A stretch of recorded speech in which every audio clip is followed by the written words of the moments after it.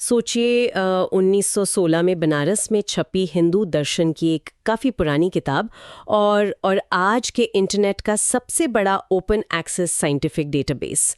इन दोनों के बीच क्या समानता हो सकती है? सतह पर देखें तो मतलब ये बिल्कुल दो अलग ब्रह्मांड लगते हैं ना। एक तरफ अध्यात्म और दर्शन की बहुत ही प्राचीन दुनिया है और दूसरी तरफ पेयर रिव्यूड रिसर्च और डिजिटल सर्वर रूम्स का मॉडर्न साइंस। बिल्कुल।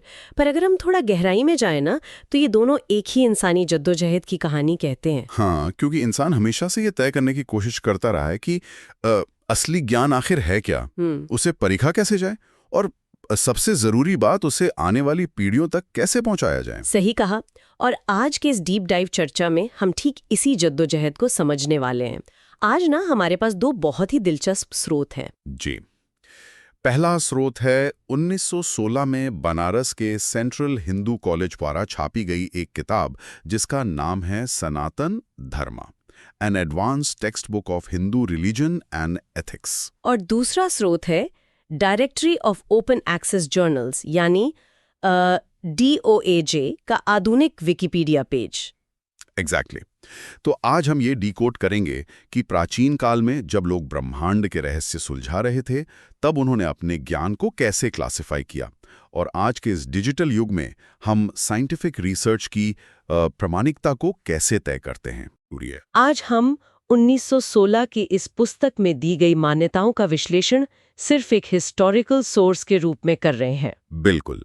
हमारा उद्देश्य किसी भी धर्म, विचारधारा या पॉलिटिकल पक्ष को सपोर्ट करना नहीं है।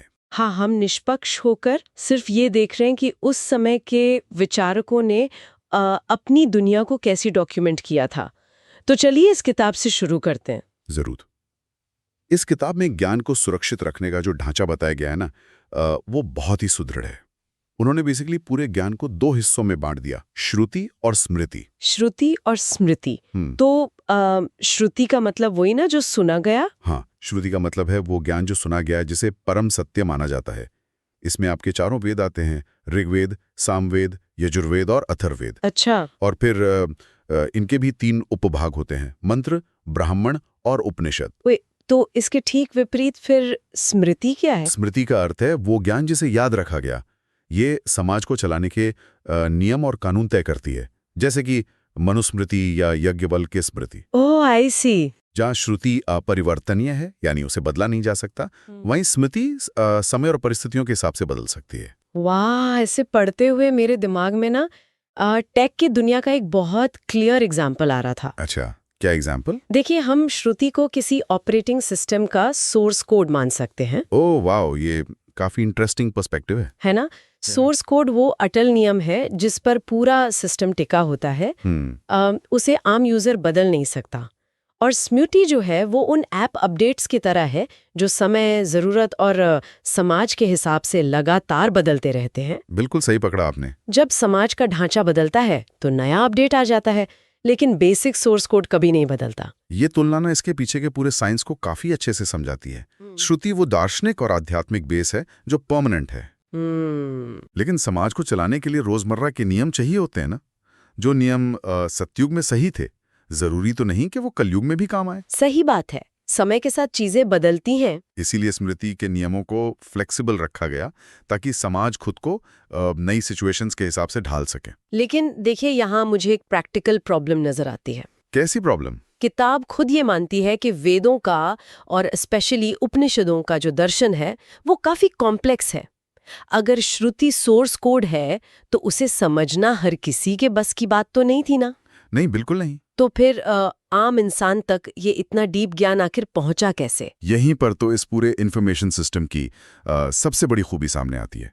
इस कॉम्प्लेक्स फिलॉसफी को आम जनता तक पहुंचाने के लिए इतिहास और पुराणों की रचना की गई। ओह, मतलब रामायण और महाभारत जैसे महाकाव्य। एग्जैक्टली। ये महाकाव्य और 18 पुराणों ने उस कॉम्प्लेक्स सोर्स कोड के लिए एक यूजर इंटरफेस का काम किया। अरे वाह, UI का काम किया। हाँ, उन्होंने उन एब्स्ट्रैक्ट फिलोसॉफिकल कॉन्सेप्ट्स को कहानियों, रूपकों और कैरेक्टर्स में ढाल दिया ताकि लोग उससे रिलेट कर सकें। यानी अगर कोई व्यक्ति सीधे वेदों का अध्ययन करके ये नहीं समझ पा रहा है कि धर्म क्या है या कर्म क्या है, तो वो महाभारत में अर्जुन और कृष्ण के संवाद से वही चीज समझ सकता है। या रामायण में राम के जीवन के जरिए वही परम सत्य जान सकता है। ये तो बहुत स्मार्ट था।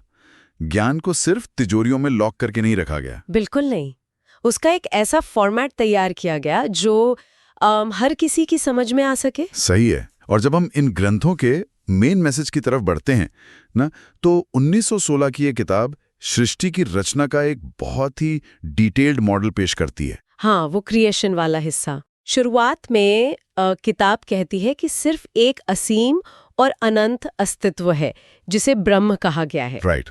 और ये ब्रह्म दो रूपों में मौजूद है। पहला सगुण यानी गुणों के साथ, जिसे ईश्वर कहा गया है। सगुण। और दूसरा निर्गुण, जो बिना किसी गुण के है, जो हमारी समझ और डेफिनेशन से बिल्कुल परे हैं। उसके बाद किताब इस अस्तित्व को दो पैरेलल लाइंस में डिवाइड कर देती है। एक तरफ है आत्मा, जिसे पुरुष या स्पिरिट कहा गया है। हाँ, और दूसरी तरफ है भौतिक पदार्थ, जिसे प्रकृति या मैटर कहा गया है। और ध्यान दीजिए, सारा खेल इन दोनों के बीच के इंटरैक्शन का ही है। और इसी प्रकृति को समझने के लिए किताब 3 गुणों का सिद्धांत बताती है ना? सत्व, रजस और तमस। बिल्कुल। किताब कहती है कि दुनिया की कोई भी भौतिक चीज इन 3 गुणों के मिक्सचर से ही बनी है। Okay, greed. और तमस का अर्थ है जड़ता, अज्ञान और स्थिरता। पता है, अगर हम इसे फिजिक्स के नजरिए से देखें तो ये बिल्कुल एनर्जी स्टेट्स जैसा लगता है। कैसे? थोड़ा इलैबोरेट कीजिए। देखिए, सत्व को हम इक्विलिब्रियम या परफेक्ट बैलेंस की स्टेट कह सकते हैं। हाँ। रजस वो काइनेटिक एनर्जी या गतिज ऊर्जा है जो चीज़ों को चलायमान रखती है, उनमें फ्रिक्शन पैदा करती है। और तमस पोटेंशियल एनर्जी या इनर्शिया है। ये एनर्जी का बिल्कुल सटीक क्लासिफिकेशन है। एंशिएंट कॉन्सेप्ट को ऐसे समझें तो काफी लॉजिकल लगता है। लेकिन मेरी उलझन ना तमस को लेकर है। उसको लेकर? क्यों? क्योंकि आमतौर पर देखें तो तमस या तमसिक प्रवृत्तियों को बहुत नेगेटिव नजरिए से देखा जाता है। इसे अंधकार या बुराई का प्रतीक मानते हैं लोग। हाँ, कॉमनली यही माना जाता है। तमस की आखिर जरूरत ही क्या है? एक आदर्श ब्रह्मांड में तो सिर्फ सत्वा और रजस होना चाहिए ना? ये बहुत ही वैलिड सवाल है। पर देखिए, अगर हम सिर्फ सत्वा और रजस की बात करें ना, तो ब्रह्मांड का कोई फिजिकल स्ट्रक्चर बन ही नहीं सकता। अच्छा, वो कैसे? क्योंकि पुस्तक में बहुत क्लियरली बताया गया है कि तमस ही फिजिकल मैटर्स को रेजिस्टेंस और स्टेबिलिटी देता है। रेजिस्टेंस देता है मतलब रुकावट? हाँ, एक तरह की रुकावट। अगर रजस सिर्फ स्पीड या गति दे रहा है, तो उस गति को किसी आकार में रोकने के लिए, उसको होल्ड करने के लिए तमस की जरूरत है। एग्जाम्पल के लिए, एक पहाड़ अपनी जगह पर इसलिए खड़ा है क्योंकि उसमें तमस है। अच्छा, तो उसकी स्थिरता तमस है। बिल्कुल। आपके शरीर की हड्डियां जो आपको एक स्ट्रक्चर देती हैं, वो तमस का ही रिजल्ट हैं। बिना तमस के सब कुछ सिर्फ एक केओटिक एनर्जी का तूफान बनकर रह जाएगा। माय गॉड, ये तो बिल्कुल अलग ही पर्सपेक्टिव हो गया। यानी तमस कोई ईविल या बुराई नहीं है, बल्कि वो ग्लू है जो इस फिजिकल दुनिया को ठोस आकार देता है। एकदम सही। और शायद इसी बैलेंस को बनाए रखने के लिए किताब में त्रिमूर्ति का भी इतना डिटेल जिक्र है, ब्रह्मा, विष्णु और शिव। हाँ, और ये त्रिमूर्ति सीधे तौर पर इन्हीं गुणों और कॉस्मिक फंक्शन से जुड़ी हुई हैं। बिल्कुल। ब्रह्मा को क्रिएटर माना गया है, जो इस यूनिवर्स को आकार देते हैं। विष्णु पालक हैं, जो इस सृष्टि को मेंटेन करते हैं और सत्वा यानी इक्विलिब्रियम का प्रतिनिधित्व करते हैं। और शिव जो विनाशक हैं, वो पुरानी हो चुकी स्ट्रक्चर्स को खत्म करते हैं ताकि कुछ नया बन सके, जिसे हम तमस और रीबर्थ के साइकिल से जोड़ सकते हैं। राइट? तो ये सिर्फ भगवानों की कहानी नहीं है, ये एक्चुअली ब्रह्मांड के बनने, टिके रहने और फिर से रीसेट होने का एक पूरा साइंटिफिक मॉडल है, जिसे मेटाफर्स या रूपकों के जरिए समझाया गया। काफी माइंड ब्लोइंग है ये। खैर, अब जब ब्रह्मांड बन गया, प्रकृति स्थिर हो गई और मैटर को एक शेप मिल गया, तो अगला बड़ा सवाल उठता है कि इसमें जीवन कैसे पनपा? जीवन यानी लाइफ। हाँ, किताब का अगला हिस्सा ऑर्गेनिज्म के एवोल्यूशन या विकासवाद पर बात करता है। और सच कहूं तो ये हिस्सा मुझे काफी हैरान करने वाला लगा। हाँ, पुस्तक में एवोल्यूशन का जो सीक्वेंस दिया गया है वो बहुत ही ग्रेजुअल है। शुरुआत अचानक से नहीं होती। पहले लाइफ मिनरल्स में आती है, उसके बाद पौधों में, फिर पौधों से जानवरों में और फाइनली इंसानों तक पहुंचती है। राइट। और ध्यान देने वाली बात यह है कि ऑर्गेनिज्म ना अपने फिजिकल एनवायरनमेंट के साथ इंटरैक्ट करने के लिए लगातार स्ट्रगल करता है। बिल्कुल। और इसी स्ट्रगल के कारण उसकी सेंसेस यानी ज्ञानेंद्रियों का विकास होता है। और इसी एवोल्यूशन को समझाने के लिए किताब में विष्णु के 10 अवतारों, जिसे हम दशावतार कहते हैं, उसका यूज किया गया है। ये सीक्वेंस बहुत ही फैसिनेटिंग है। बहुत ज्यादा। अगर हम इस सीक्वेंस को ध्यान से सुने ना, सबसे पहले मत्स्य यानी मछली, फिर कुर्म यानी कछुआ, फिर वराह यानी सुअर, उसके बाद नरसिंह जो आधा इंसान और आधा शेर है, हाँ। फिर वामन जो एक बौना इंसान है, फिर परशुराम, राम, कृष्ण, बुद्ध और एंड में कल्कि अवतार। इस सीक्वेंस का हर एक स्टेप अपने आप में एक बहुत क्लियर मैसेज देता है। वेट इसको थोड़ा ब्रेक डाउन करते हैं। पहले पानी की मछली, फिर कछुआ जो पानी और जमीन दोनों पर रहता है, यानी एम्फीबियन। एग्जैक्टली। फिर सुअर जो पूरी तरह जमीन पर रहता है, फिर आधा जानवर आधा इंसान, और फिर एक पूरी तरह डेवलप्ड इंसान। ये तो प्रैक्टिकली डार्विन का एवोल्यूशन है। बिल्कुल। एवोल्यूशनरी बायोलॉजी भी तो यही कहती है ना कि लाइफ पानी में शुरू हुई, फिर एम्फिबियंस आए, फिर जमीन पे चलने वाले मैमल्स आए और एंड में होमोसेपियंस। सही कहा। और 1916 की एक किताब क्लियरली लिखती है कि मॉडर्न साइंस एवोल्यूशन के जिन 3 महान चरणों को मानती है, वो हिंदू धर्म में पहले 3 अवतारों द्वारा बताए गए हैं। ये कोइंसिडेंस तो नहीं हो सकता। नहीं, कोइंसिडेंस नहीं है। पर यहाँ ना एक बात इसे डार्विन की थ्योरी से एक कदम आगे ले जाती है। अच्छा, वो क्या? देखिए, डार्विन की थ्योरी मेनली फिजिकल सर्वाइवल और बायोलॉजिकल एडेप्टेशन की बात करती है। सर्वाइवल ऑफ द फिटेस्ट है ना। हाँ, बायोलॉजिकल पर्सपेक्टिव। लेकिन ये किताब कहती है कि ऑर्गेनिज्म अपने शरीर के भीतर से मैटर की दीवार के बाहर देखने की कोशिश करता है। वाओ, मैटर की दीवार के बाहर देखना। मतलब कॉन्शियसनेस यानी चेतना खुद को एक्सप्रेस करने के लिए लगातार बेहतर और कॉम्प्लेक्स फिजिकल बॉडीज बना रही है। आई सी। दशावतार सिर्फ बायोलॉजिकल एवोल्यूशन का सिंबल नहीं है, बल्कि ये चेतना के धीरे धीरे जागृत होने की कहानी है। जैसे जैसे कॉन्शियसनेस इवॉल्व होती है, उसका फिजिकल व्हीकल यानी बॉडी भी अपग्रेड होता जाता है। कमाल है। प्राचीन विचारकों ने लाइफ के इस पूरे साइंस को कहानियों और वेदों के जरिए कितनी खूबसूरती से सेफ रखा था।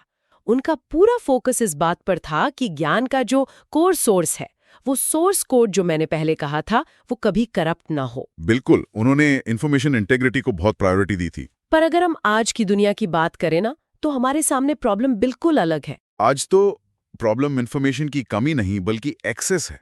एग्जैक्टली। आज ज्ञान किसी एक ग्रुप या कुछ किताबों तक लिमिटेड नहीं है। इंटरनेट के आने से हर दिन हर सेकंड लाखों पेजेस का डेटा जनरेट हो रहा है। सही बात है। ऐसे में हम ये कैसे तय करें कि क्या रिलायबल इंफॉर्मेशन है और क्या सिर्फ एक शोर है? यहाँ से हम अपने दूसरे सोर्स की तरफ चलते हैं, DOAJ यानी directory of open access journals. अगर हम श्रुति और स्मृति वाले एंशिएंट क्लासिफिकेशन को आज के मॉडर्न साइंस पे अप्लाई करें ना, तो DOAJ आज के दौर में वही परम सत्य या वेरीफाइड ज्ञान को प्रिजर्व करने का काम कर रहा है। हाँ, इनके विकिपीडिया पेज के मुताबिक ये एक ऐसी वेबसाइट है जो पीयर रिव्यूड और ओपन एक्सेस जर्नल्स की एक बहुत ही सिस्टमैटिक लिस्ट मेंटेन करती है। और इसकी शुरुआत काफी हम्बल थी। 2003 में इसे सिर्फ 300 जर्नल्स के साथ शुरू किया गया था। तो इसमें 21,480 से ज्यादा जर्नल्स और 1.1 करोड़ यानी 11 मिलियन से ज्यादा रिसर्च आर्टिकल्स शामिल हो चुके हैं। 11 मिलियन? ये सच में पूरी दुनिया के साइंटिफिक रिसर्च का एक विशाल डेटाबेस है। पर देखिए, इतनी बड़ी संख्या में रिसर्च पेपर्स का होना ही ना अपने आप में एक बहुत बड़ा रिस्क पैदा करता है। बिल्कुल, क्वालिटी कंट्रोल का इशू। एग्जैक्टली। जब इंटरनेट पर हर किसी के पास कुछ भी पब्लिश करने की आज़ादी हो, तो क्वालिटी कैसे इंश्योर की जाए? ओपन एक्सेस का मतलब ये तो नहीं ना कि कोई भी फेक साइंस या फॉल्स क्लेम्स को साइंस का लेबल लगाकर बेचते। नहीं, ओपन एक्सेस बिल्कुल भी फ्री फॉर ऑल नहीं है। और इसीलिए डीओजे का असली काम सिर्फ ज्ञान को ऑनलाइन फ्री में देना नहीं है, बल्कि एक बहुत ही स्ट्रिक्ट गेट कीपर की भूमिका निभाना है। और इस गेट कीपर वाली बात का सबसे बड़ा प्रूफ 2017 की वो घटना है जिसे उन्होंने क्लीन अप का नाम दिया। हाँ, 2017 का क्लीन अप, ये काफी बड़ा इवेंट था एकेडमिक पब्लिशिंग में। उन्होंने 2017 में अपने स्टैंडर्ड्स को इतना स्ट्रिक्ट कर दिया था ना कि उस वक्त उनके प्लेटफॉर्म पर जो करीब 11,600 जर्नल्स थे उन सब की दोबारा जांच हुई। दोबारा जांच की गई सबकी? हाँ, और जो जर्नल्स उनके नए स्ट्रिक्ट स्टैंडर्ड्स पर खरे नहीं उतरे उन्हें सीधा बाहर कर दिया गया। आपको पता है करीब 5,000 जर्नल्स को लिस्ट से हटा दिया गया था। 5,000? ये टोटल लिस्ट का ऑलमोस्ट आधा हिस्सा था। हाँ, पर ये काफी बोल्ड और जरूरी कदम था। क्योंकि साइंस की दुनिया में ना प्रेडेटरी पब्लिशिंग एक बहुत बड़ी और डीप रूटेड बीमारी बन चुकी है। प्रेडेटरी पब्लिशिंग ये क्या होता है? ये ऐसे फेक जर्नल्स होते हैं जो पैसे लेकर बिना किसी जेन्युइन पीयर रिव्यू के कुछ भी छाप देते हैं। अगर डीओएजे इन 5,000 जर्नल्स को नहीं हटाता तो वो साइंटिफिक रिकॉर्ड के प्योर सोर्स को ही करप्ट कर देते। अच्छा, ये ठीक वैसा ही है जैसे प्राचीन काल में वेदों को मिलावट से बचाने के लिए प्रोनाउंसिएशन और ग्रामर के बहुत ही स्ट्रिक्ट रूल्स थे ताकि ओरिजिनल नॉलेज करप्ट ना हो। ये कंपैरिजन स्पॉट ऑन है। लेकिन यहाँ ना मुझे एक विरोधाभास या कॉन्ट्रडिक्शन नजर आ रहा है। क्या कॉन्ट्रडिक्शन? इस डायरेक्टरी के नाम में ही ओपन एक्सेस है ना? हाँ। अगर इसका बेसिक प्रिंसिपल ही हर किसी को ज्ञान फ्री में देना है तो फिर 5,000 जर्नल्स को ब्लॉक करना ओपन सिस्टम के खिलाफ नहीं हुआ? मेरा मतलब है ओपन का मतलब तो सबके लिए खुला मंच होना चाहिए ना? ये एक काफी कॉमन मिसकंसेप्शन है जिसे दूर करना जरूरी है। ओपन एक्सेस और अनवेरिफाइड पब्लिशिंग, इन दोनों के बीच जमीन आसमान का अंतर है। ओके, कैसे? ओपन एक्सेस का मतलब है कि रिसर्च जो है वो पढ़ने वाले के लिए फ्री होनी चाहिए। उसे किसी एक्सपेंसिव पे वॉल के पीछे नहीं लॉक करना चाहिए ताकि दुनिया के किसी भी कोने में बैठा कोई भी स्टूडेंट या साइंटिस्ट उस ज्ञान का फायदा उठा सके। पढ़ने वाले के लिए फ्री। राइट। लेकिन इसका ये मतलब बिल्कुल नहीं है कि छापने वाले के लिए या पब्लिशर के लिए कोई रूल्स ही ना हो। डीओएजे ये इंश्योर करता है कि जो भी इंफॉर्मेशन फ्री में दी जा रही है वो रैंडमली कुछ भी ना हो, वो स्ट्रिक्टली पीयर रिव्यूड हो। और पीयर रिव्यू मतलब? उस रिसर्च को दूसरे एक्सपर्ट्स ने चेक किया हो। एग्जैक्टली। पीयर रिव्यू वो मैकेनिज्म है जहां एक साइंटिस्ट की रिसर्च को दूसरे इंडिपेंडेंट एक्सपर्ट्स डीपली इवैल्यूएट करते हैं। वो देखते हैं कि डेटा रिलायबल है या नहीं, एक्सपेरिमेंट का मेथड ठीक था या नहीं। I get it.